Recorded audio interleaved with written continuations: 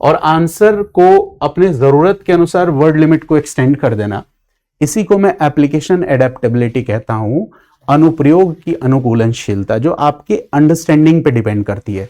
जैसे अगर ये मान के चले कि यहां मैंने अगर 150 वर्ड लिखा या 130 वर्ड लिखा, अगर आपको इसी आंसर को 200 वर्ड्स में लिखना है तो कुछ नहीं करना है आपको सिंपली क्या करो, यहां कृषि आपने लिखा ना, तो जो यहां पे कृषि आपने किस कृषि को डिस्क्राइब किया, देखो ये इस हिस्से में हमने कृषि को डिस्क्राइब किया, मैं ला रहा हूं, यहां पे कुछ और एक्सटेंशन ले लो कृषि में। अगर आपको इसी को 250 वर्ड्स में लिखना है, 300 वर्ड्स में लिखना है, तो आप यहां पे लिख दो गेहूं, जौ, मुख्य फसल, कृषि विविधीकरण, ये लिख सकते हो, है ना, कृषि की उन्नत दशा, बाढ़ आधारित कृषि, फिर आप लिख सकते हो कि सिंचित भूमि, फिर आप लिख सकते हो तकनीकी कुशलता।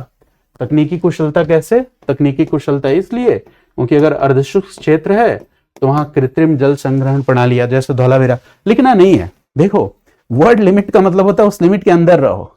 अगर 150 वर्ड में लिखना है और अगर आपने इतना एफिशिएंट आंसर 120 में लिख दिया, ठीक है, 200 वर्ड में लिखना है, अगर आपने 140 में लिख दिया, तो ये तो आपकी स्किल को दिखाता है ना कि आप एक इतने बड़े हिस्टोरिकल डिबेट को कितने संक्षिप्त और प्रिसाइज वे में लिखने में आप सक्षम हैं।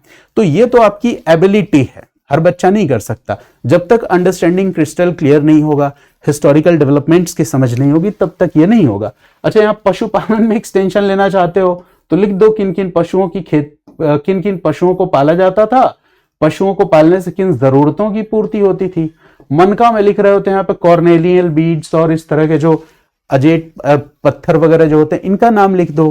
फिर अगर आप धातुओं की बात कर रहे हो तो यहां लिख सकते हो कि लोहा नहीं था, सोना चांदी, लेकिन ये सब जरूरत नहीं है। यूपीएससी के आंसर्स की जो मेन डिमांड होती है वो ये है कि घटनाओं और तथ्यों के पीछे जो सार